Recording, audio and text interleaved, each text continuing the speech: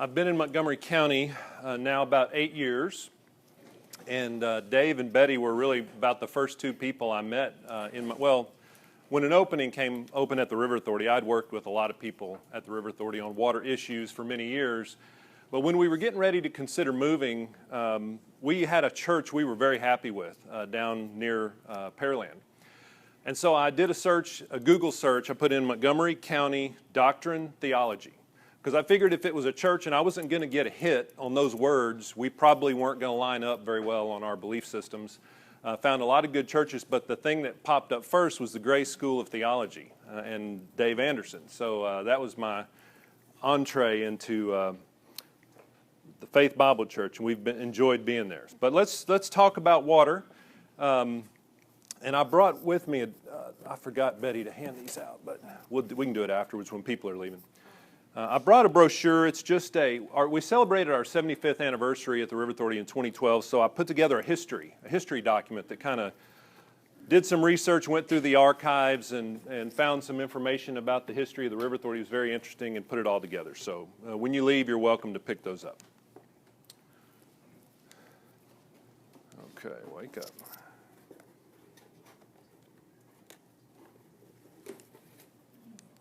All right, we'll do it by hand.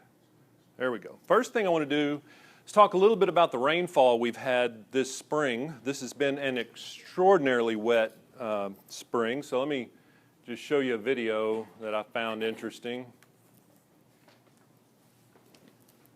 This was put together by Owen Conflente, news anchor with Channel 2. He has a hobby of flying drones, and so he asked if he could do some overhead video of the gates.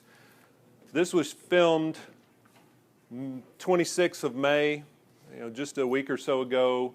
The lake was 1.5 feet over its full level, so as you can see, there's not a lot of freeboard. This is a water supply reservoir. We only have about 18 inches of freeboard between normal water level and the top of our gates. So as the lake level comes up, we have to begin to raise the gates to prevent the water from flowing over the top. So, and I'll show you some statistics in a minute about how much water we had to release, but that's just to give you an idea of sort of how the gates operate.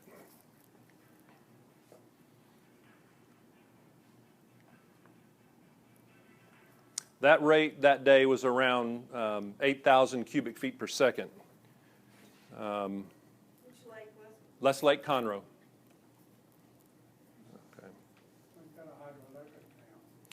Yeah, it's funny. I saw some comments that we should do hydropower at Lake Conroe. The problem is we're not flowing like that very often. It'd be very expensive to build a hydro facility and only have that happen ever so often. Here are some rainfall totals. January 1 through the middle of May is when I put this together. This is in half-inch increments, so you can see some days in January we had 1 inch of rain. In March we had a 2.5-inch day of rainfall, preceded by a 2-inch day. But look at May on the far right side, just an extraordinary amount of rain. This was 2.5 inches, over 2, just day after day after day of 1 inch of rain or better. This is the lake level from January 1 through the middle of May, actually late May. So you can see 201 is that line across the bottom. That's our normal full level. 201 above sea level. And you can see we've spent all spring over 201. This was that middle of March rainfall where we had a couple of days in a row with several inches of rain. And that's measured at the dam. In our watershed, we had some gauges that would hit 3 inches in places. And so we had a lot of runoff. We were up almost 1.5 feet over full in the middle of March. Had another event in late March, and then May just has been really unbelievable. You can see we were over, that's 202, so we were 1.5 feet over there at the peak of that event.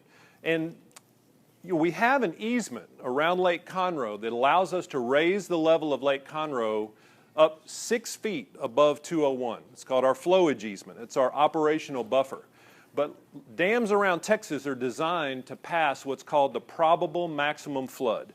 As an operator, you constantly live your life concerned, are we about to hit the probable maximum flood? And you have a very strict operating procedure that you have to follow, that if you're going into that type of a rainfall event, and it is a Noah's flood event. I mean, it's a lot of rain. I don't know if we'll ever see one in our lifetime, but you have to use all of your operational buffer for that. So a lot of people ask me, why did you only go up 1.5 feet? Why didn't you just let it rise 2 or 3 or 4 feet? And there's a number of reasons. The first one is, you don't know what the weather's going to be like for the next 10 days. And so you can't afford to use up your 6 feet of buffer in a normal event. And number two, there are homes built below that 207 level. Even though the easement says don't do that, it happens occasionally. So we try to protect upstream and downstream property. This is a chart of the water that's been discharged, released, excess storm flow that's been released from the dam, January through middle of May. The bars are the daily totals, and the black line is the cumulative total. And again, you can see in May, we were releasing 12,000 cubic feet per second, or excuse me, 12,000 acre feet per day for several days in a row. So far this year, we've released over 300,000 acre feet of water. That's about 15 feet of lake level that we've had to release this year so far in excess storm flow. So it's just a little update on kind of these events. Now, one other, I can't leave today without talking about this, because anytime we're having to release stormwater from Lake Conroe, we get a lot of phone calls about, why are you flooding me downstream? And it's understandable. This is the only control structure on the San Jacinto River other than Lake Houston. And so it's the only one the news crew can come and take video of, and people see the water coming out and they assume that's the water that's in their house. So this is to show, this was middle of May, again, when we were kind of in the middle of that event. The release rate was about 7,500 cubic feet per second from the lake. We have a gauge at Highway 105. It was reading about 6,700 cubic feet per second at the peak of the event, and that's because there's a lot of woods and the river is a winding kind of meanders through the forest, and so there's some attenuation of the flow. So it peaked at 6,700 cubic feet per second there. Then as the water travels down the river, it's joined by Lake Creek. Lake Creek is a tremendously large watershed. It goes all the way to Dobbin and Plantersville. There are also a number of smaller tributaries that join the river. The peak flow at I-45 and the river was almost 22,000 cubic feet per second.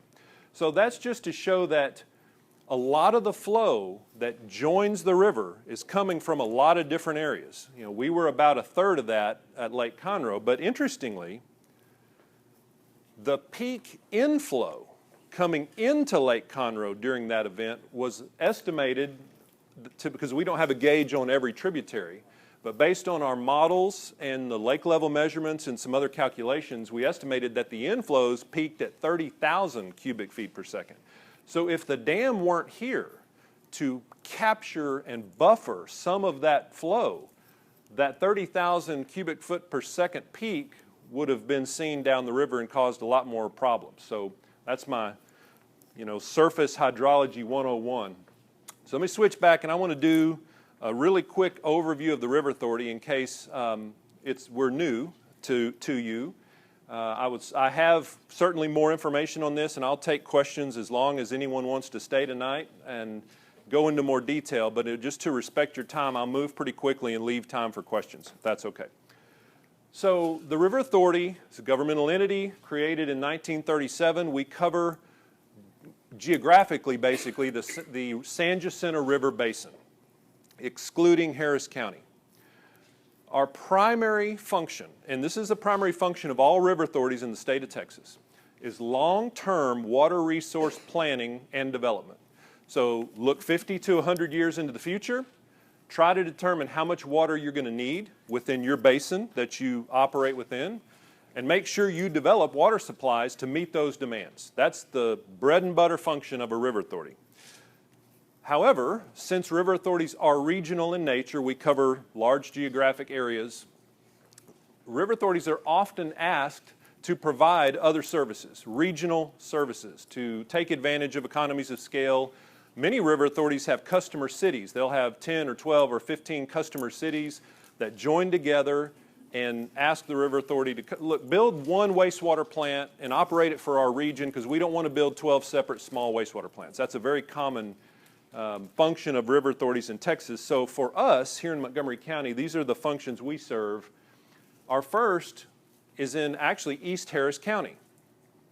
We provide raw water from Lake Houston, from the San Jacinto River, and from the Trinity River to industries in East Harris County. Exxon and Chevron are our two biggest customers and have been since the 1940s, a long time. So that was our first entry into the water business, and actually it was interesting. The River Authority donated its water rights to the U.S. government during World War II for the war effort. The federal government built those canals that we use today. After the war ended, the government gave us back the water rights and the canal system. So that's the canal system we still use to this day to transport water from Lake Houston to our industrial customers. Our second project, second and third sort of occurred around the same time. One was the construction of the Lake Conroe Dam to create a reservoir for Montgomery County. City of Houston paid 2/3 of the cost to construct the dam, and they own 2/3 of the water rights in Lake Conroe. Around that same time, the Woodlands was beginning to develop. This was late 60s, early 70s, and the River Authority was asked if they would fulfill a wholesale regional water and wastewater function. So build the wastewater treatment plants. This is one of the wastewater treatment plants in the Woodlands that the River Authority built and operates. We also build the wells, the ground storage tanks, the elevated storage tanks, and we provide the wholesale water distribution for the Woodlands. Now, they have mud districts that handle the retail distribution and collection, the distribution of treated water and collection of wastewater. We're the wholesaler. We operate the larger diameter lines. Now, our last division is our GRP division. It stands for Groundwater Reduction Plan. And I'll spend more time talking about that in a minute, so I'll come back to it.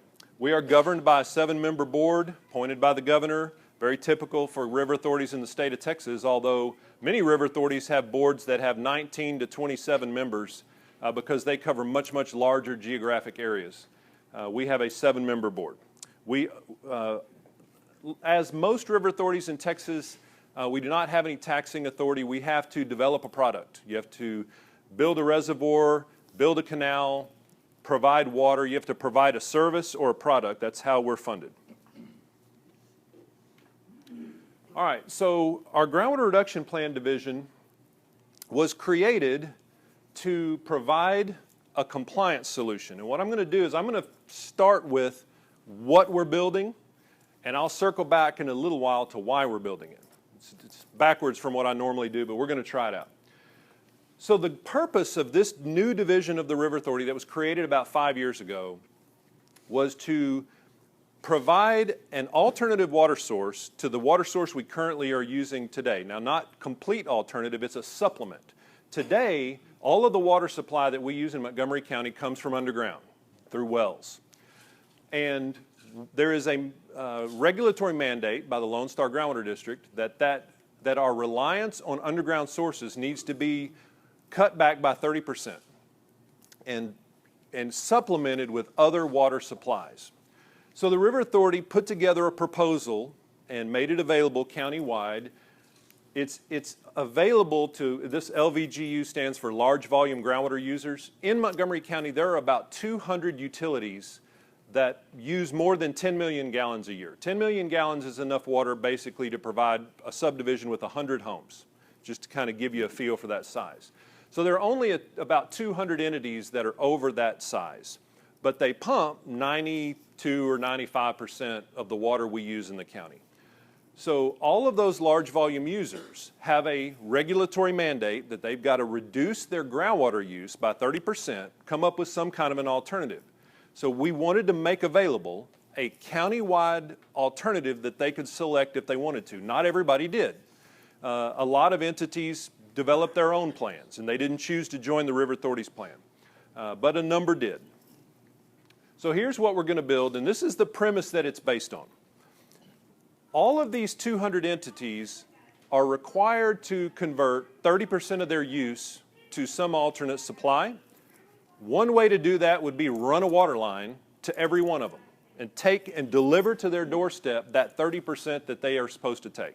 That would be extraordinarily expensive because pipelines are very, very expensive especially when you're going through areas that are already developed. And there are no trunk systems, there are no transmission systems already built in the county because we developed on water wells. So if you need a well in your subdivision, you put your well right in the middle of your subdivision.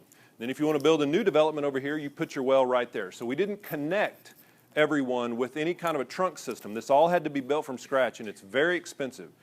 So what the groundwater district allows is if a group of entities choose to, you can sign a contract or join yourselves together some way, over-convert a small number of you to some number higher than 30%. And as long as the whole group is 30% converted, they're happy. And it's cheaper. And it's intuitive. You've built a lot less pipe. You deliver water to fewer people, but they're going to have to convert more than 30%. But as a group, everyone shares the cost. Everyone achieves 30% conversion. That means these entities that have zeros, that means they won't receive any alternate water. They'll continue to pump 100% groundwater. But as a whole, we're in compliance. That's the key. That's how it saves money. If that doesn't make sense, I want to be sure it's clear. So now I'm going to switch to what are we building and where are we in the process. So we have to build two things. We have to build a water treatment plant at Lake Conroe to pump the water from the lake, treat it to drinking water standards, and send it down the line. We have to build pipelines, and it turns out it's about 57 miles of pipeline. So first I want to talk about the plant. It's just shy of $200 million in cost. We're about 95% complete. We're scheduled to be complete into this month. Actually, that's substantial completion. And with the weather delays we had in the month of May, it's probably going to be July.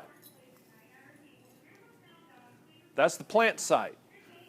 This is the east end of the Lake Conroe Dam, okay? And north, unfortunately, is that way. I'm a north should always be at the top kind of guy, but that's the photo I've got. So this is the plant site down at the east end of the dam. This structure at the top of the picture is the raw water pump station. That's where the pumps are that lift the water. They send it along the toe of the dam to the headworks, and then it's treated back through this direction, stored in the tanks, and then pumped out into the distribution system. So I'll just show you a few pictures just to highlight some of the equipment, just to give you a feel for what's being built. This is inside the raw water pump station. These are the pumps that will lift the water. This is one of the pre-treatment basins. First thing you do really is you mix a little lime in the water and you let the sediment and the dirt and the soil just settle out. It's not high tech, pretty simple. Water is then passed through some upfront filters to remove some of the coarse material, add some polymers and some other minerals to the water, and then here's the heart of the treatment system. This is a microfiltration plant. It's a membrane plant. So it's basically a bunch of Brita filters, very durable, industrial-sized Brita filters is the way I think about it. So I've got a few pictures of that. After that, and this was an additional treatment that we decided to do is to use granular activated carbon. So most of your refrigerators probably have a carbon filter, or you may have a carbon filter on your sink, or you may have a pitcher with a carbon filter. Well, these will be a series of giant carbon filters, and it's a polishing. It'll just make the water remove some of the organics, and it's really intended to address taste and odor.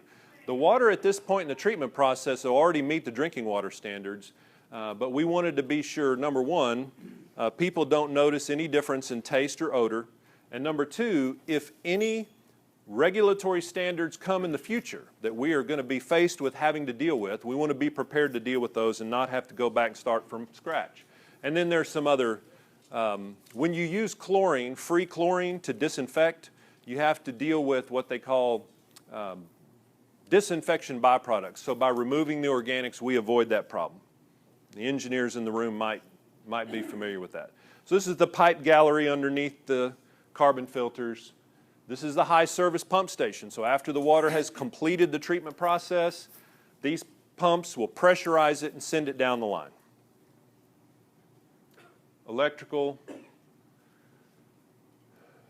When you remove the dirt and the sediment, you squeeze as much water out of it as you can and you haul it to the landfill. So this is our belt press building. This is a non-discharge plant. So any water that comes, any backwash water after you're cleaning your filters or whatever, it's recirculated right back through the system. Operations building will have a laboratory for testing water supplies. And we'll have a SCADA control room, and everything will be housed in this building. Here's the lab. Pipelines, talk about pipelines. Frankly, all of that work on the plant, it's kind of behind the trees, it's out of the way, hadn't really generated much attention. The pipelines, however, have generated some attention. I've never been so happy as to not be a part of the Ironman as I was this year. We were part of the Ironman last year in that I had some roads under construction along their route, and it was a very touch-and-go, dicey situation. Pipelines are about $150 million. We're, again, about 95% complete today. They'll be completed in the next month or two. Just a few pictures of the construction. The pipelines start at about 60 inches in diameter. By the time you get out to the ends, they're down around 18 or 12 inches in diameter. A lot of tunneling, creeks, railroads, ditches, major roads all had to be tunneled. In some areas, the pipeline had to be placed under a roadway. They were simply with other utilities, gas lines, phone lines, power lines. There were some places we had no choice but to go under pavement. This is the pit to bore under the waterway in the woodland, another deep excavation. Very complicated boring project there. This was the tunnel under 105, hand dug. I didn't take this picture myself, but that's one of the tunnel rats, hand tunneling under 105. In your house, you have little standpipes in the attic to avoid water hammer. That's our water hammer prevention device. It's a very high pressure system. There's some places where the pressure in the lines will be near 200 psi, so you've got to deal with pressure. We installed a fiber optic cable the entire length of the project so we can monitor flows and deal with pressure and other things. I met that gentleman yesterday. At each receiving, now we're going to deliver surface water on a steady basis year-round. We're not going to meet summer peaks. The summer peaks will be met with groundwater wells. We all already have groundwater wells. They're there. They're available. The surface water plant, therefore, is able to be sized much smaller. It's another cost savings. And we'll be able to run it at a steady state year-round, which operationally is very efficient. And then the receiving entities, Conroe and Woodlands and Oak Ridge and Rayford Road Mud and others, will have that water delivered into their existing ground storage tanks. We'll simply drop it into their ground storage tank and they'll use all of their current equipment to distribute it to their customers.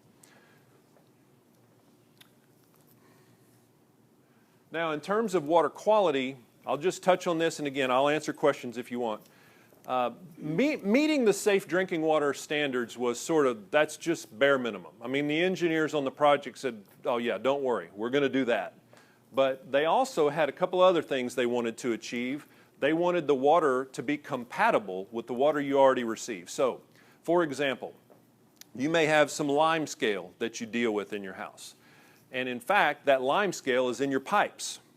And so your pipe diameter tends to get a little smaller over time as that calcium just builds up, just like it does on the end of your faucet. If I send a water down the line that's different than the water you've been receiving for a long time, it could begin to cause that buildup to flake off. And so then you'll have a little sediment, and nobody wants sediment. So a lot of effort was put into making sure we deliver a water that's compatible with what you're used to, and then finally, we don't want anyone to notice when the water plant's turned on. So taste and odor was also taken into account. As I mentioned, it's a microfiltration plant. That little dot represents the size of the pore in the filters. Some of the things we have to filter for, cryptosporidium, giardia, pencils, no, not really. But that's just to give you a relative idea of the size, and it's a filtration plant, so that's what it's designed to do. But we also disinfect with chlorine for anything else that would be there. I think I already did that one. Oh, and then we did pipe tests. We actually took pipe from homes or businesses around the county, and we ran a pilot plant. We tested several different treatment technologies. We wanted to make sure the water was not going to be corrosive, they call it, which just means that it begins to loosen whatever's already built up in the pipe. So I could talk for an hour on every one of these topics because the amount of planning and engineering and thought that went into each one of these was really extraordinary. This is just a picture of the granular activated carbon being placed into the tanks. Now, that doesn't mean our work is done. We will continue always to do things to ultimately save all of our customers money. Number one, promote conservation. The less we use, it's the less surface water we have to use, the less groundwater we have to pump. Drought contingency plans. So as the lake level drops during a drought, we have triggers that we will require all of our customers to begin putting measures in place to reduce demands when we go into droughts and extend the length of our supplies. We already have some reuse of treated wastewater effluent that's going on from our Woodlands wastewater treatment plants. We provide them to one of the golf courses now, and we're working with the golf course owner to provide treated wastewater effluent to some of the other golf courses in the Woodlands. We'll continue to do that.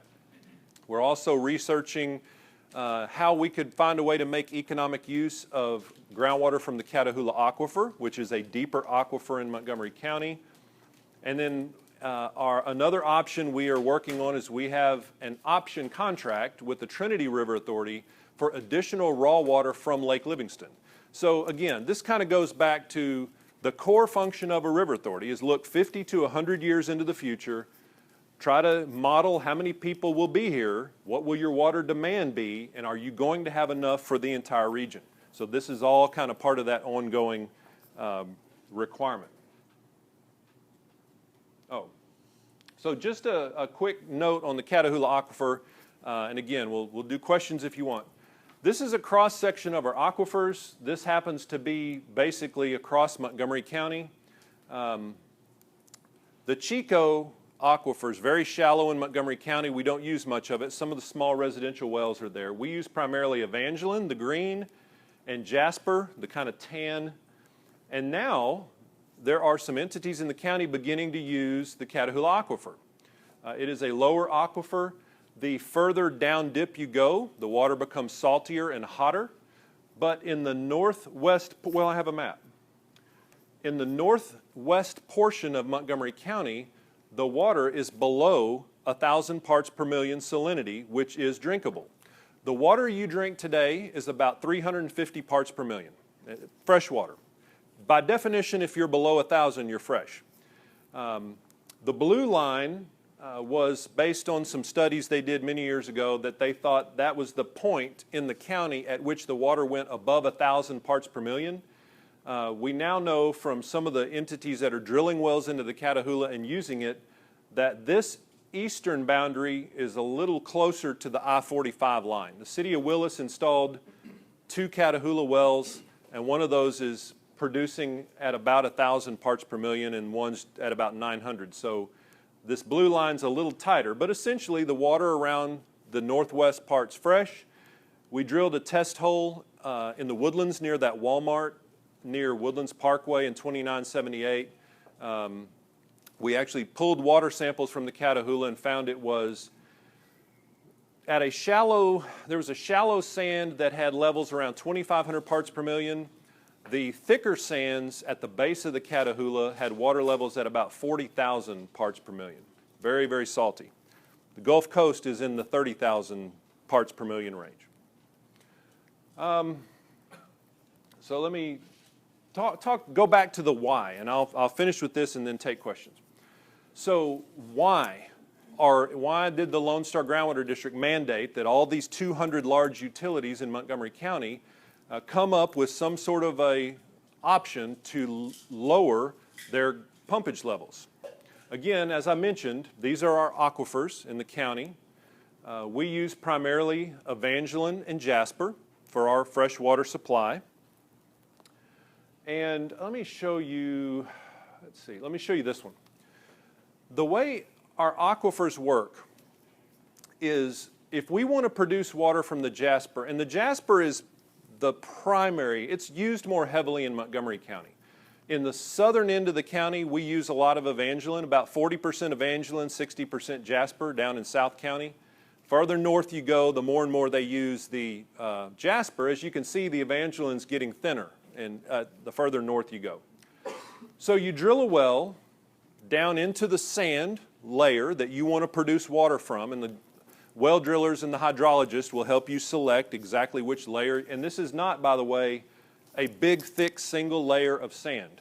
It is clay, sand, clay, sand, clay, sand, clay, sand, clay, sand, stacked one on top of the other. So you've got to work with your hydrologist and pick exactly the 40-foot thickness or the 60 or the 80 that you want to go down and pull from. When you do that, the water rises in your well bore. When we first began using water in South County, the water would rise in our well bore up to near the land surface. So I could set my pump in the well 100 feet below the surface and pump water. Not a problem.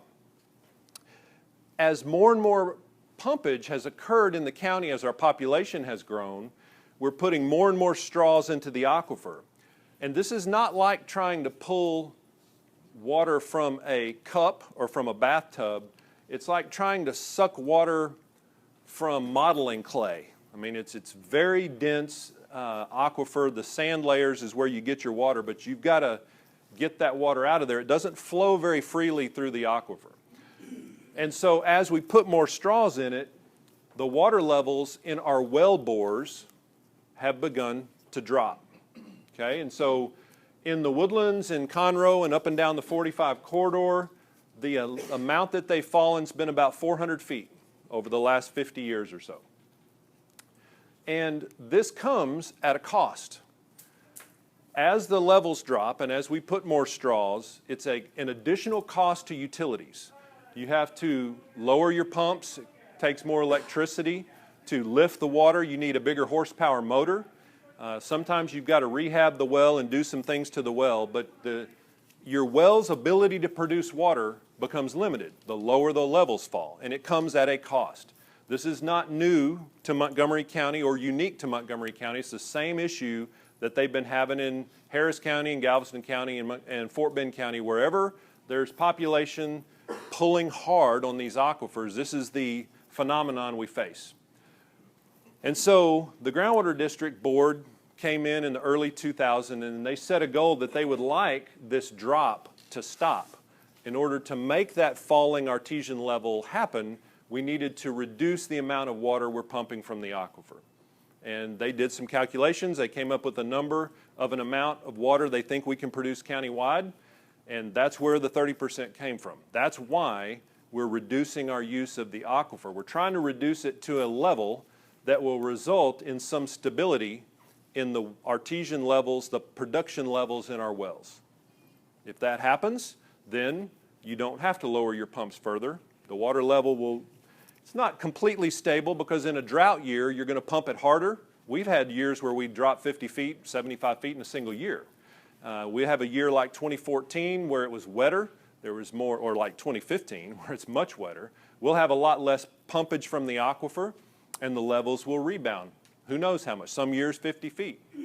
So it bounces back and forth, but that's kind of your buffer. That gives you some operational room, because if I get a 50, sometimes I have water wells where my pump's only 20 or 30 feet below the water level, the production level in the well. So if I get a 50-foot bounce in a single year, I could have a pump burn up. So we're constantly monitoring the levels and the usage of customers, and we're trying to stay ahead of that. But that's some of the challenges utilities face, and that's the why behind Lone Star adopted some regulations. They apply to all these 200 utilities, and that's what led to the development or the construction of a surface water plant, so we can supplement our supplies and hopefully avoid these costs in the future.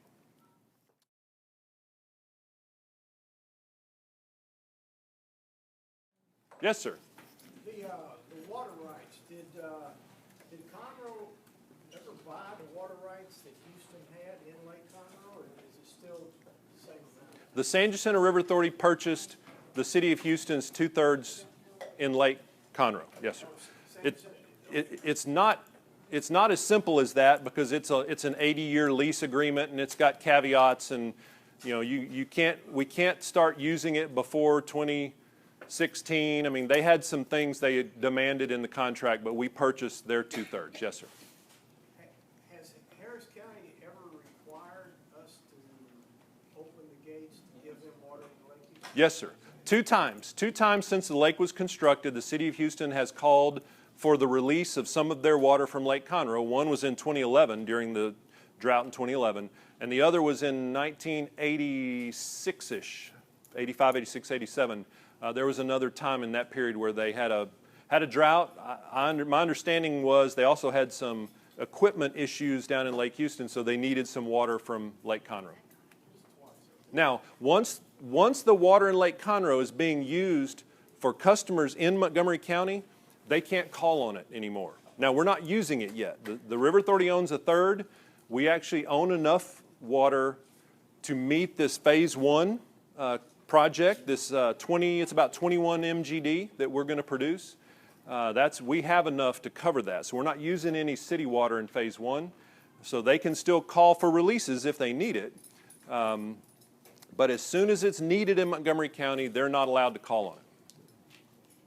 Yes, sir. From an engineering standpoint, I noticed there were a very large number of change orders in the pipeline, like $2 million. Yes, sir. Why was that? It was, generally unforeseen. Once you start digging, you find, okay, AT&T didn't tell us they had a, fiber optic cable here, or there's a gas line that, you do all this research, you go talk to every utility company, and AT&T actually told us, nah, we're not going to tell you where they are. You just start digging, and if you find one, call us. We couldn't believe it. I mean, nobody works like that. But so we had some utility conflicts. I'm trying to remember. I don't know all of them, but anytime you've got open cut and trenchless and boring, most of the change orders relate to things you find when you get there. So they were uh-ohs. Well, that's kind of construction, I guess. You can call it an uh-oh, but you can't find everything from the surface when you're doing your initial survey. So you plan some contingency for things you dig up when you get there. You're not going to believe this, but in the neighborhood, I have heard some animosity towards your organization. Really? I can't believe it. Part of that animosity is expressed as, who the hell watches them? Yeah. Tell us who watches. Okay. Well, number one, anyone who wants to. We are a public agency. We have open board meetings. I have a 7-member board. Anyone is what we put all of our check registers and everything on the internet that we're supposed to, and so anyone, number one. We also were created by the legislature and can be uncreated by the legislature. So it's funny, this past session, we had 3 board members appointed during the interim when they were out of session. Normally, the Senate confirms interim appointments without the necessity of a hearing. They called one of our board members to come and appear before the Senate Nominations Committee and wanted to interview. And they interviewed most of the River Authority reappointments. And one of the messages that they had for us was, hey, you river authorities, you're not tax funded, you don't receive general revenue from the state, and your board members are appointed by the governor. So there is a perception among some of you that you're untouchable, and we want to remind you that you're not. And that was the message that was given. And so the legislature and the public, and we also put out, it's on our website, for this project, we created a monthly project report where we put every practically everything that's happening on this project is in that report and available for anyone to review. We also created a customer committee. So we created a committee of, it's 6 members that represent the customers that joined our program. So Woodlands has an appointee and Conroe has an appointee, and well, I don't remember them all. It's not important. There's 6 customer representatives that are selected by our customers, and we meet with them every month. And all of the board agenda items that we're going to present to our board, we present to that committee first. So that was to create another level of accountability so that our customers can meet with us every month and see every contract, every rate order or rate amendment or anything that was going to go to our board, we take to them first. Yes, sir. John? Yeah, Jace, you were just talking about all the multi-layers, what we call them oil and gas and lenticular sands between shell sand sequences. With that, are you confident that with, I think is it one well in southern Woodlands, well 18, are you confident that the aerial extent is fairly homogeneous across there to get the same representative sample to make a determination that the brackishness of the water is 40,000 parts per million across that entire aerial extent in the Catahoula? They asked me to repeat the question, so I'll attempt. His question was, we did one test hole in the Woodlands into the Catahoula to test the salinity.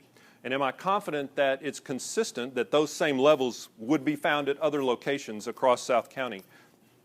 There are other, whenever oil companies have drilled wells in the past and done electrical logs, our hydrologists have also used those E-logs to try to correlate. Now, they weren't taking water samples, obviously, as they were drilling.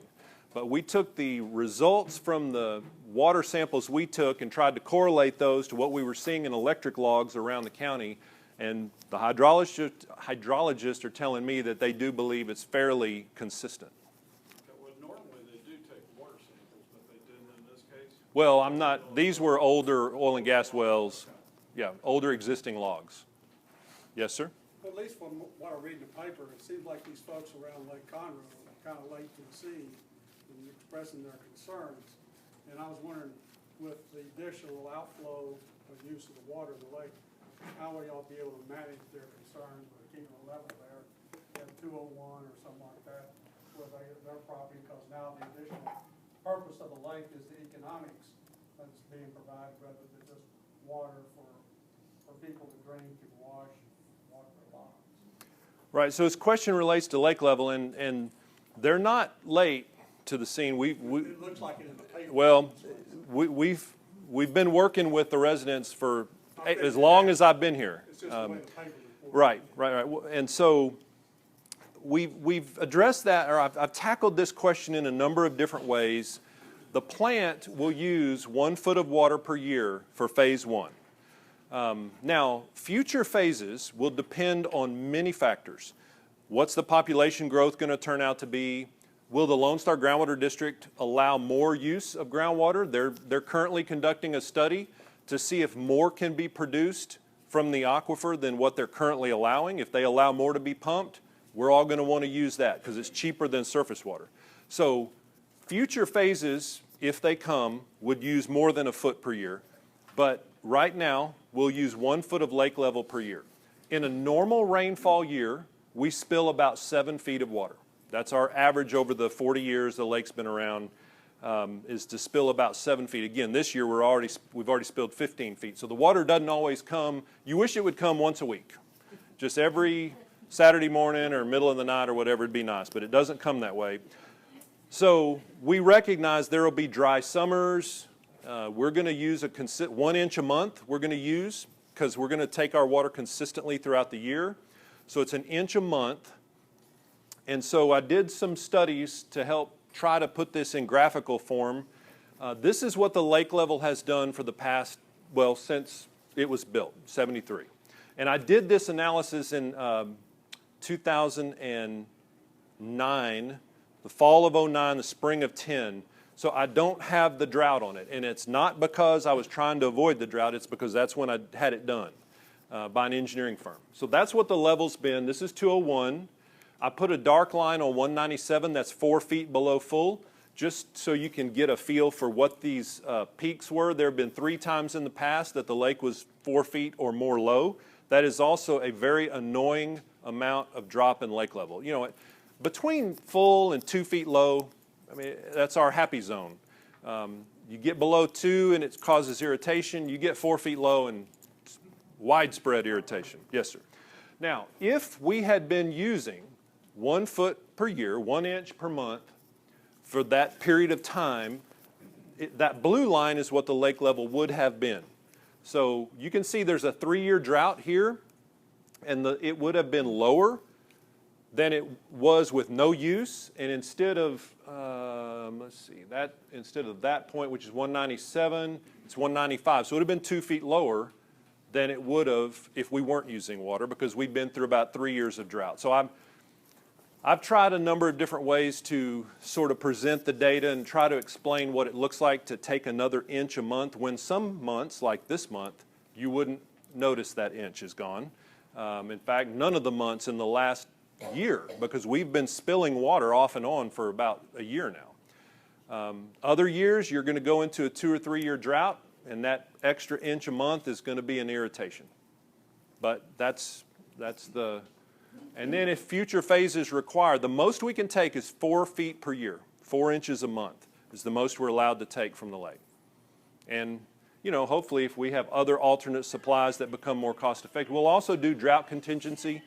As the level begins to drop, we're going to put in requirements to try to reduce demand and be able to take less from the lake. We've got groundwater. We can crank the wells back up in the event the lake's starting to get low. There's some options there. Yes, sir?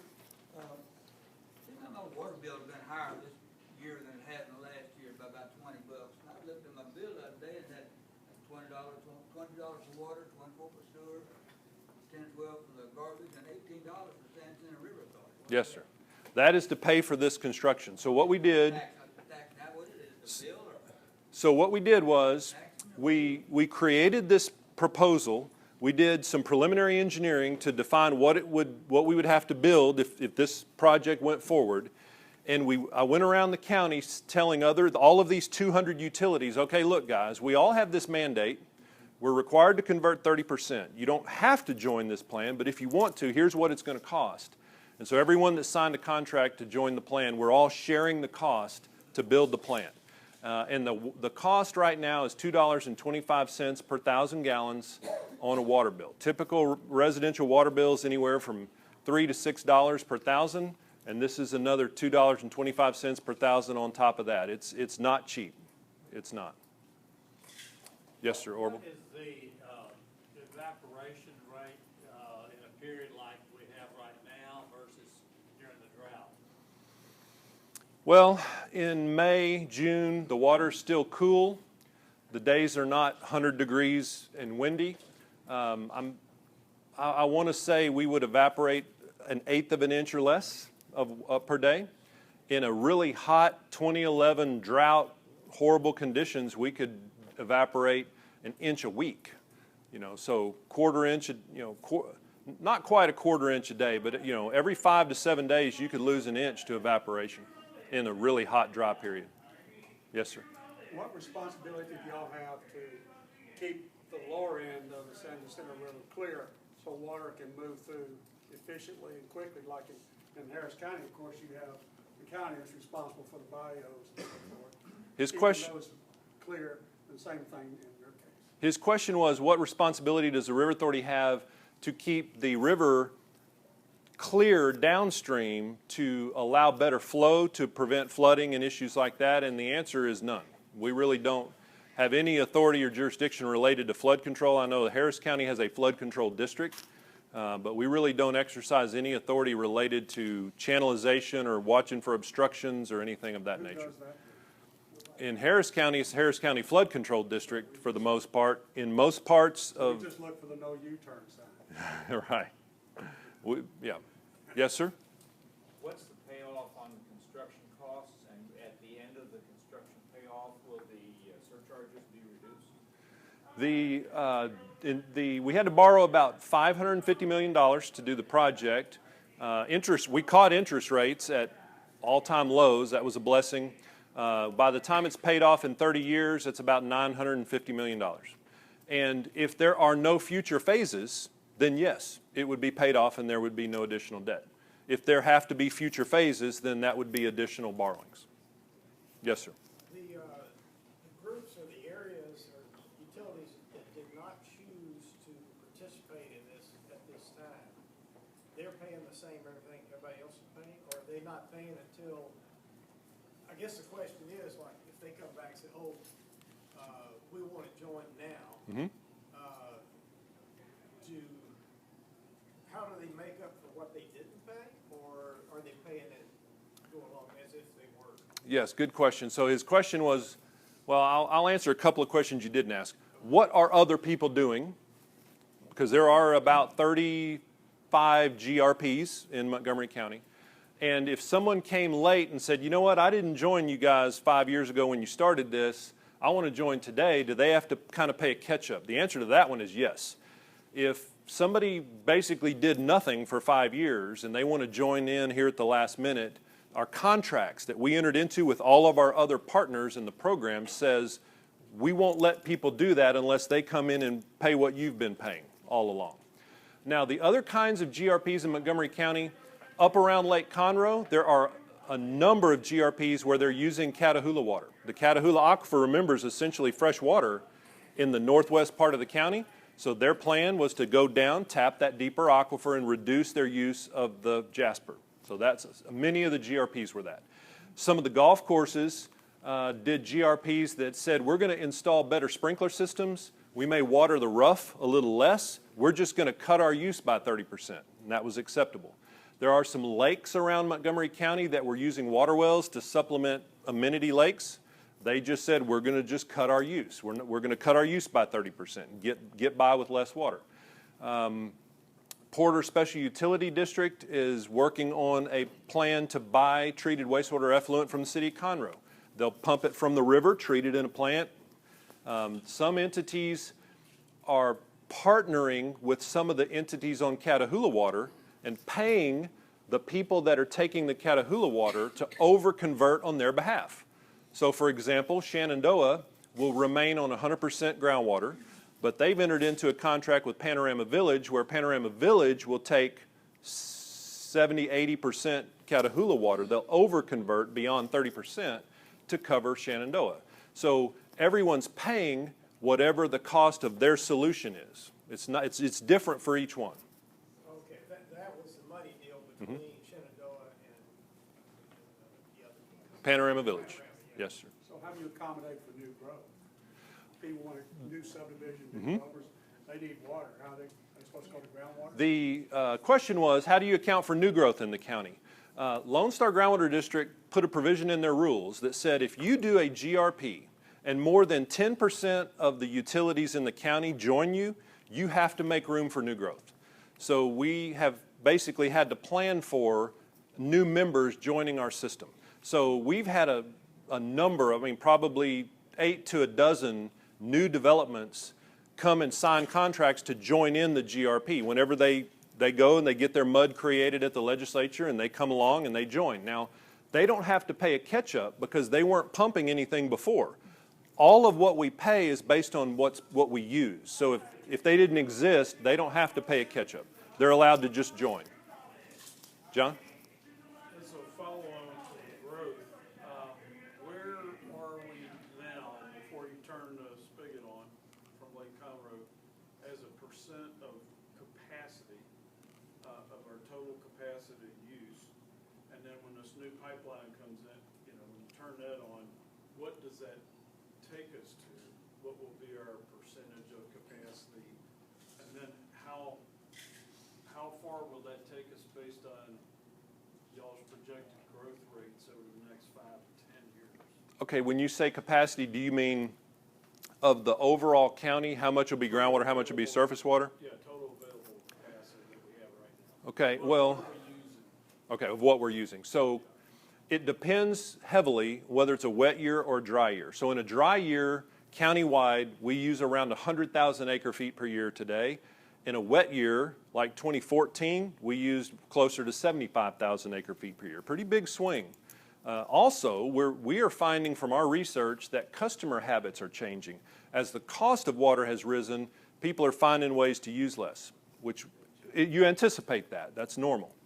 So let's use an average year. And so the average between 75 and 100, we'll just use 85,000 acre feet per year as an average.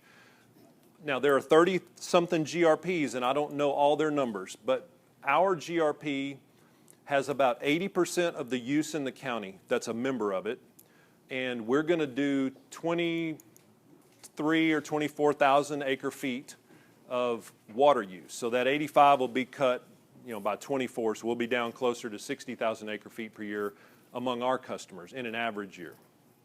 So the goal of the district was to get countywide pumpage back down close to 64,000 acre feet per year. They believe that number will result in a stable water level. Okay, and if we were going at 100% usage,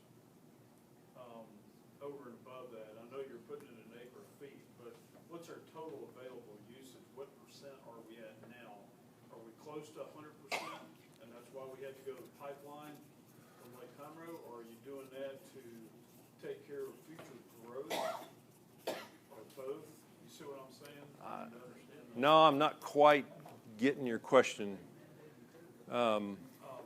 We did size the pipelines for future phases. We don't want to have to come back and lay another one next to it. So we're using just a portion of their ultimate capacity.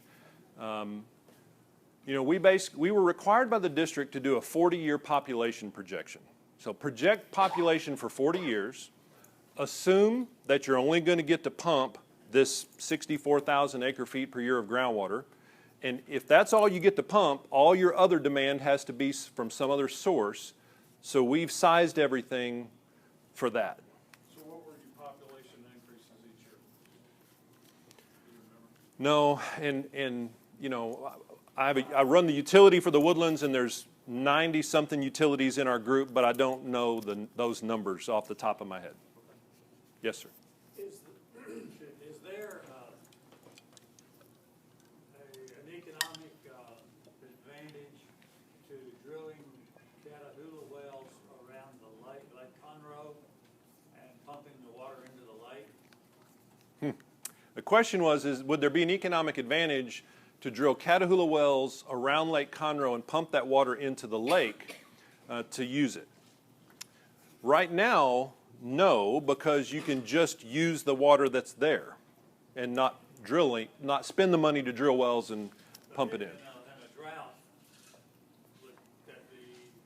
you'd have to have them in place before you could do it. Yeah, it's just very expensive to use in certain periods. Then they're sitting there idle for long periods of time, and that's rather expensive. Now, we are doing some research to see if there are ways we could take Catahoula water and incorporate it into the plan somehow, and it could even mean drill one near the plant and then put that water right into the pipeline, because it's clean. It's essentially clean when it comes out of the ground. There's no treatment required.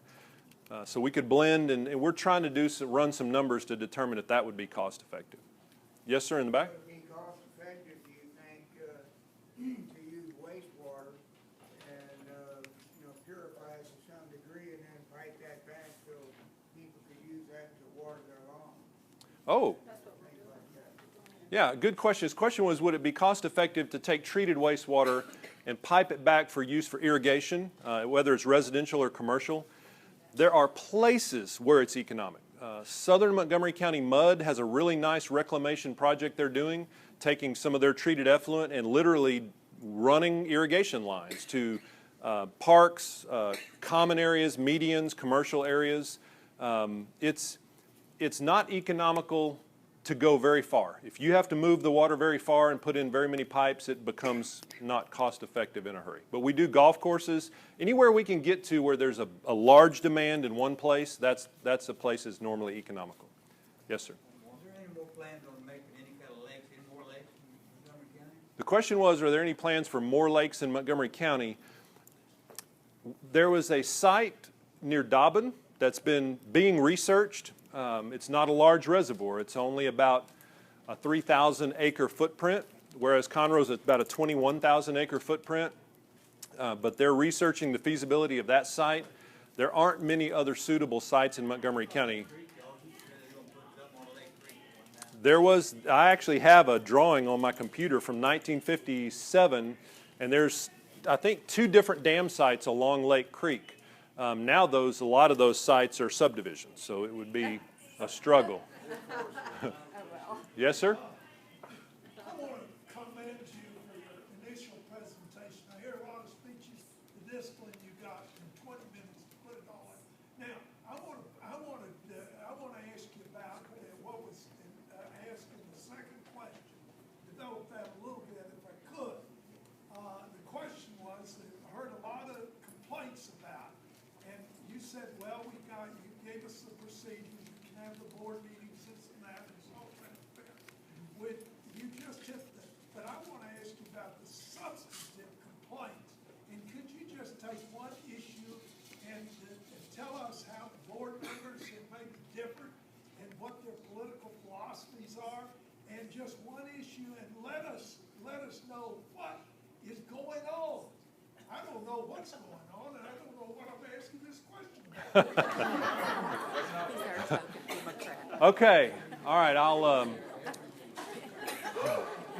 That's a good question. Okay, let me think about that. Well, typically, the complaints we're getting a lot of times relate to flooding.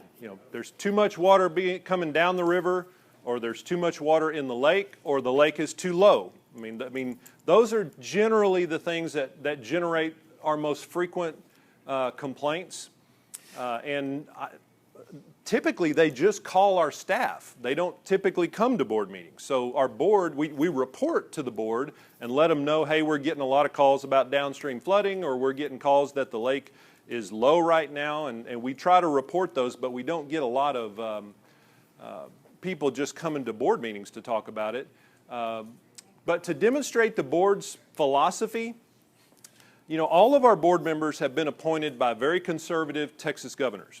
And so most are business people, very conservative business people. And so they have a philosophy of, make efficient use of public funds. That we hold these projects and funds in trust for the public, and they are very demanding about being efficient with that. One of the probably most controversial issues we've had since I've been here is we raised dock fees on Lake. To put a dock on Lake Conroe and privatize a little portion of the reservoir, we charge a fee for that. It's $60 a year.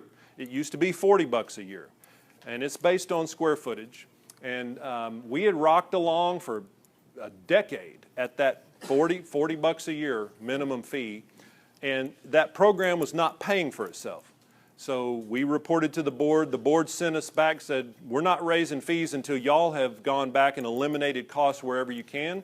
So we went back and we spent a year reducing costs, creating more efficiency, doing what we could, and went back a year later with a little bit revised number, and they approved that, generated a tremendous amount of interest.